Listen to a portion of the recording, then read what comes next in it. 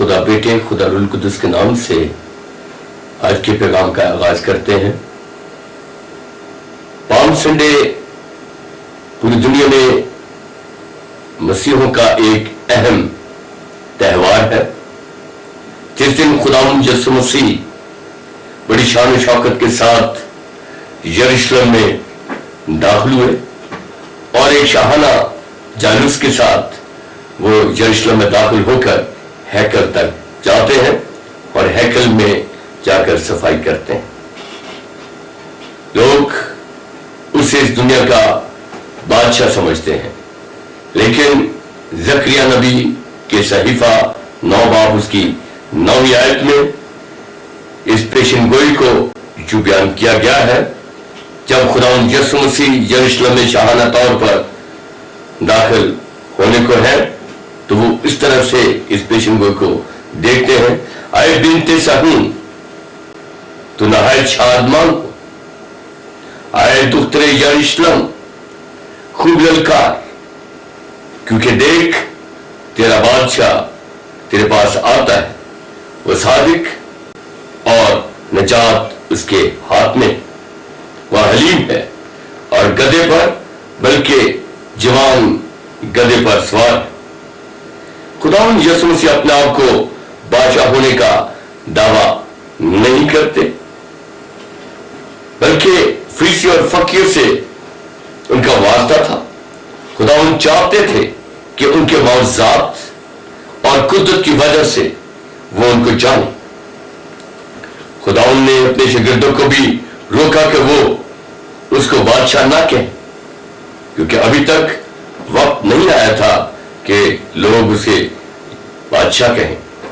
یروشلم میں داخلے سے پہلے اپنے بارے میں خداوند یسوع مسیح نے پیشن گوئی کی ہے۔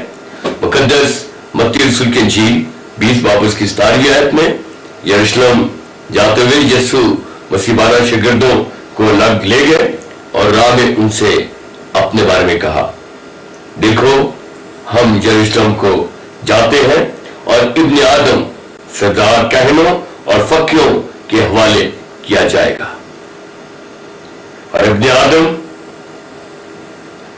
کی قتل کا حکم دیں گے اور اسے غیر قوموں کے حوالے کر دیں گے تاکہ وہ اسے ٹھٹھوں میں اڑائیں اور کوڑے ماریں اور صلیب پر چڑھائیں، اور وہ تیسرے دن مردوں میں سے زندہ ہو جائیں گے۔ یہ پیشن گوئی خداوند یسوع مسیح نے خود کہی۔ یسوع مسیح جب یروشلم کے نزدیک پہنچے اور زیتون کے پہاڑ بیت فیگے کے پاس آئے تو یسوع نے اپنے 2 شاگردوں سے کہا کہ جاؤ اس گاؤں میں جو بیت فیگے کہلاتا ہے، وہاں پر جاؤ، وہاں پر جب پہنچو گے تو ایک گدھی کو ایک چوک میں بندھا ہوا اس کے بچے کو پاؤ گی، اور انہیں کھول کر میرے پاس لے آؤ۔ اگر کوئی تم سے پوچھے کہ تو کیا کرتے ہو تم، تو کہنا کہ خداوند کو اس کی ضرورت ہے، وہ فی الفور تمہیں دے دیں گے۔ اس لیے کہ یہ نبی کی معرفت جو زکریا نبی کی پیشن گوئی ہے وہ بات پوری ہو کہ صہیون کی بیٹی سے کہو، دیکھ تیرا بادشاہ تیرے پاس آتا ہے، وہ حلیم ہے اور گدھے پر سوار ہے، بلکہ لادو کے بچوں کے اوپر وہ سوار ہے۔ 5 شاگردوں نے جیسا خداوند یسوع مسیح نے فرمایا تھا ویسے ہی وہ گئے اور گدھی کے بچے کو وہاں پر دیکھا، اور گدھی کے بچے کو انہوں نے لیا اور اس پر اپنے کپڑے اس پر ڈالے اور وہ یسوع مسیح کو اس پر بٹھایا۔ یسوع مسیح کا گدھے پر سواری کرنا ایک اتفاق نہیں تھا، بلکہ یہ شریعت کی تکمیل تھی، اور بیت فیگے کا جو مطلب ہے وہ کچے انجیروں کا گھر ہے۔ گدھے پر سواری کا مطلب یہ ہے کہ یسوع مسیح گدھے پر سوار جو ہوتے ہیں وہ اس بات کا دعویٰ کرتے ہیں کہ وہ صلح کے لیے آئے۔ فلسطین میں گدھے کی سواری کا مطلب صلح، یعنی کہ صلح کے وقت उस पर सवार हो जाना है। यह हलीमे का निशान है। लिखा है कि वह हलीम और जवान गधे पर सवार है। ये गधे का बच्चा तो था लेकिन छोटा नहीं था, बल्कि ये जवान गधे का बच्चा था। ये क्यों जवान था? ये गधे का बच्चा जो उस चौक पर बंधा हुआ था, इसके बारे में लिखा जाता है खरूज की किताब 13वां बाब उसकी 12वीं आयत में कि गधे के बच्चे के पलौठे का जब तक फिदिया ना दिया जाए उस वक्त तक उसको इस्तेमाल नहीं किया जाता, और उसके फिदिये के लिए बर्रे का फिदिया देना इंतहाई जरूरी था। और चूंकि गुर्बत और फ्लास इतना था कि वो बर्रा खरीद के इसका फिदिया नहीं दे सकते थे, इसलिए वो उसकी गर्दन को तोड़ना नहीं चाहते थे, क्योंकि शरीयत में लिखा है कि अगर इसका फिदिया ना दिया जाए तो उसका गर्दन तोड़ दी जाए। इसलिए वो उसे चौक में बांध देते थे जब तक उसका फिदिया ना दिया जाता। तो खुदावंद यीशु मसीह इस बारे में बखूबी जानते हैं और वो उसको लेकर आ जाते हैं, और खुदावंद यीशु मसीह ने इसको इस्तेमाल किया क्योंकि खुदावंद यीशु मसीह तमाम प्लॉटों का फिदिया है। खुदावंद को इसकी जरूरत है। उनसे कहो, गधे की सवारी यीशु मसीह की हलीमी और फरोख्ती की तरफ इशारा है।